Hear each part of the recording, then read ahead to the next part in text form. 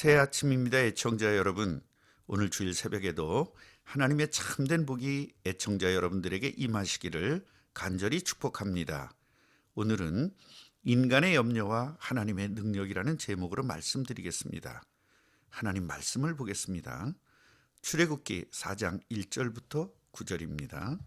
모세가 대답하여 이르되 그러나 그들이 나를 믿지 아니하며 내 말을 듣지 아니하고 이르기를 여호와께서 네게 나타나지 아니하셨다 하리이다. 여호와께서 그에게 이르시되 네 손에 있는 것이 무엇이냐? 그가 이르되 지팡이니이다. 여호와께서 이르시되 그것을 땅에 던지라 하시매 곧 땅에 던지니 그것이 뱀이 된지라. 모세가 뱀 앞에서 피하매 여호와께서 모세에게 이르시되 네 손을 내밀어 그 꼬리를 잡으라. 그가 손을 내밀어 그것을 잡으니 그의 손에서 지팡이가 된지라.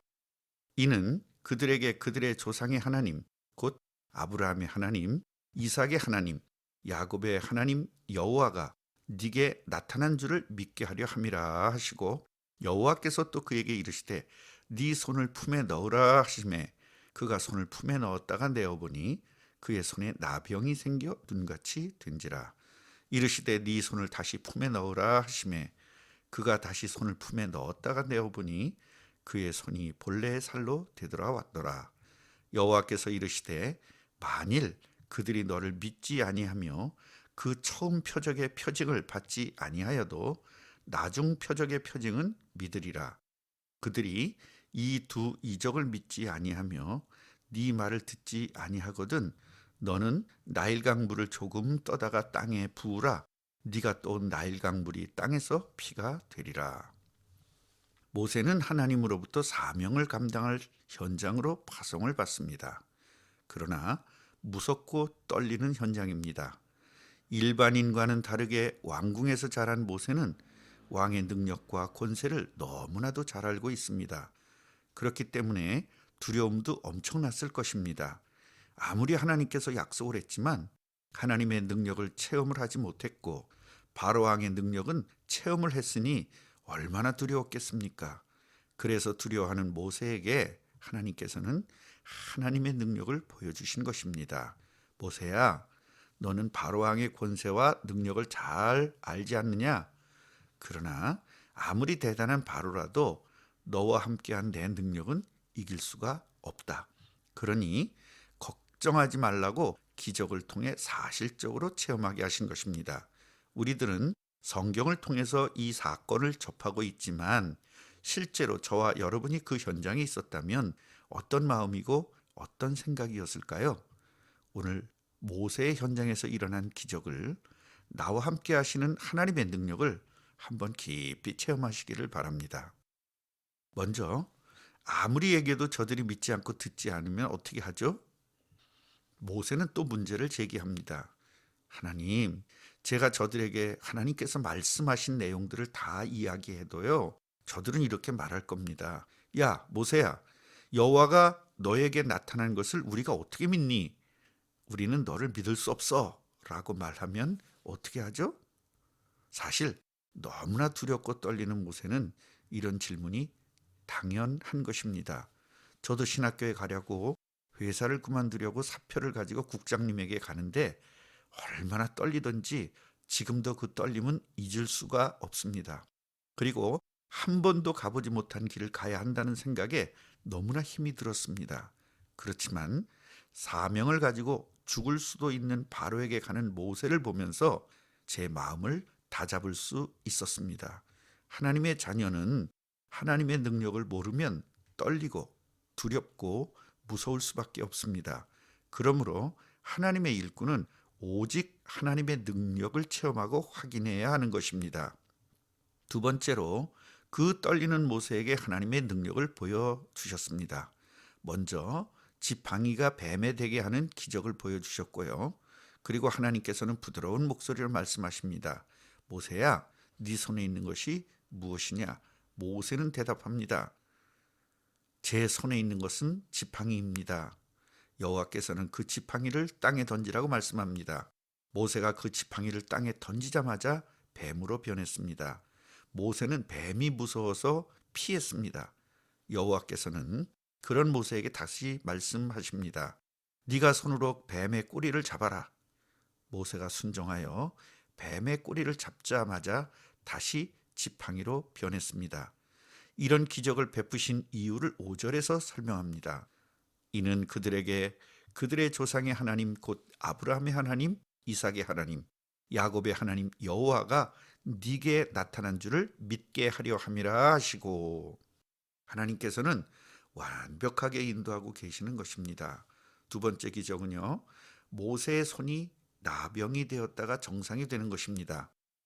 여호와께서는 모세에게 다시 말씀하십니다. 모세야, 네 손을 품에 넣어라. 모세가 손을 품에 넣었다가 빼보니 손에 나병이 생겼습니다. 그리고 다시 말씀하십니다. 모세야, 다시 네 품에 손을 넣어라.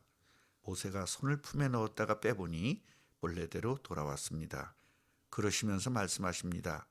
만일 그들이 너를 믿지 않으면 그 처음 표적의 표징을 받지 않더라도 나중에 표징은 믿을 것이다. 너무나 세밀하고 정확하게 인도하시는 여호와 하나님을 오늘 마음껏 누리시고 즐겨보시기를 바랍니다. 세 번째 기적을 약속하십니다. 여호와 하나님께서는 떨리는 모세에게 또다시 약속을 하십니다. 모세야, 저들이 이 두 기적을 믿지 않고 네 말을 듣지 않거든 너는 나일강의 물을 떠다가 땅에 부어라. 그러면 그 물이 피가 될 것이다. 믿지 못하여 떨리는 모세를 완벽하게 인도하신 하나님께서는 저와 여러분들도 인도하실 것이기 때문에요. 오늘도 감사로 시작하시고 감사로 진행하시며 감사로 마치는 날이 되시기를 바랍니다. 마지막으로 죄송하지만 오늘 본문을 통해서 제 삶에 적응시켰던 간증을 하겠습니다. 저는 초등학교 때부터 용기가 없는 나약한 아이였기 때문에 친구들로부터 새가슴이라고 놀림을 받았었습니다. 아버지께서는 저를 고쳐보려고 웅변을 시키셨는데요. 당시는 학원 같은 것이 없는 시대였기 때문에 초등학교 선생님에게 레슨을 받았습니다. 그 결과 교내 웅변대회에서 1등을 하고 군 대회에 나갔습니다. 한 학년에 2반밖에 없는 학교에 다니던 시골 촌놈이 6반이나 있는 읍내에 있는 학교에 가보니 우위축이 돼서 가슴이 떨리기 시작했습니다. 그 와중에 대회는 시작이 되었고요. 드디어 제 차례가 되어 무대에 섰습니다. 떨리지만 힘과 용기를 다하여 소리를 질렀습니다. 여러분! 저는 분명히 소리를 질렀는데요. 목소리가 밖으로 나오지 않는 것입니다. 결국 한마디도 못하고 주저앉아서 펑펑 울다가 집으로 돌아왔습니다. 이런 제가 어떻게 전도를 했을까요? 처음에 은혜를 받으니 전도를 해야 되겠다는 마음이 너무나 컸습니다. 그러나 사람들을 만나서 예수님을 믿으라고 할 용기가 없었습니다. 그래서 새벽마다 몇 개월 동안 용기를 달라고 부르짖었지만 응답은 없었습니다. 그러던 어느 날 성경을 읽다가 오늘 본문을 보게 되었습니다. 그리고 깨달았습니다. 모세가 용기가 없었던 것 같이 나도 용기가 없다. 나는 이 시대의 모세구나. 그렇다면 모세와 함께 하시던 하나님이 나와 함께 하시겠구나. 이것을 깨닫는 순간 용기가 나서 전도 현장으로 나가서 무조건 전도했습니다. 결론을 말씀드리겠습니다. 하나님의 일은 용기나 실력을 가지고 시작하는 것이 아닙니다. 세상과 마귀는 우리의 실력과 우리의 능력으로 이길 수 없기 때문입니다. 그래서 하나님의 능력으로 시작해야 하는 것입니다.